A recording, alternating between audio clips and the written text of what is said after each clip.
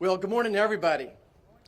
America's abundant food supply is not guaranteed. It's a strategic asset we must fiercely protect. Farm and ranch security is national security, and I'm proud today to share how Kansas is at the heart of this mission. Today, we tell China to get the hell out of American agriculture. Today, China, here's your ticket. Do not pass go. Get the hell out of American agriculture. And the Trump administration is going to lead the way.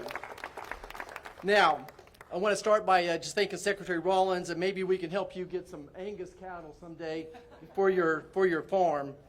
But I do want to thank Secretary Rollins and President Trump and his administration for his unwavering commitment to our farmers, our ranchers, and rural America.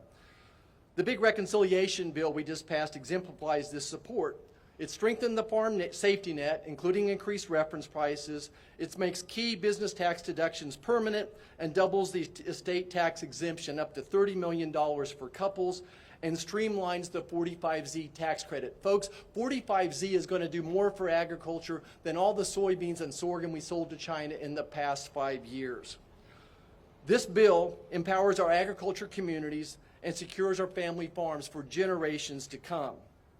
Now, as a fifth-generation farm kid, I learned how agriculture underpins our economic stability, our public health, our national defense, our geopolitical autonomy, and our rural way of life.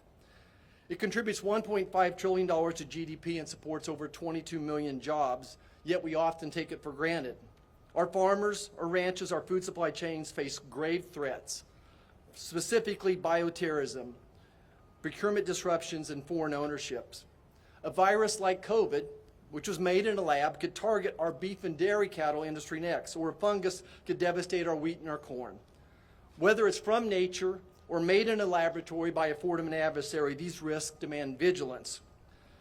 Let me share how Kansas is leading the fight.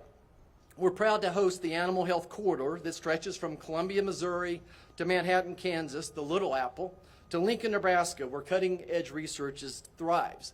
And why in the world we let scientists from foreign adversaries in those experiments and in those laboratories, I'll never know. And why we're doing research with American dollars in those foreign countries of threats, I'll never know either. I want to thank President Trump. In his first term, he welcomed USDA's Economic Research Service, the National Institute of Food and Agriculture, to Kansas City, which complements the National Bioagro Defense Facility in Manhattan. This synergy makes Kansas a global hub for agriculture innovation. Our strength lies in our collaboration. By uniting public and private sectors with land-grant universities like my alma mater, the fighting, ever-fighting, mighty Wildcats of Kansas State University, we're building a resilient food supply. There you go, Coach Tuberville. Let's go Wildcats. I want to just commend the Department of Defense and all the agencies up here today for your joint efforts to combat diseases like avian influenza, screwworm, and foot and mouth, protecting our farmers and communities. And finally this, let me just concur with Coach Tuberville that I'm going to champion for the Secretary of Agriculture to be part of CFIUS. President Trump could appoint her, and Congress can make that legal for years to come as well. That's the best way to counter these emerging threats. Think about it. China right now owns land next to Whiteman Air Force Base, where our B-2s were launched. It did just a spectacular job of, yes, obliterating Iran's nuclear armament. They own land next to Fort Riley, Kansas, home of the Big Red 1 1st Infantry Division as well. We need someone who thinks agriculture when they wake up in the morning and they go to bed and they think of agriculture as national security.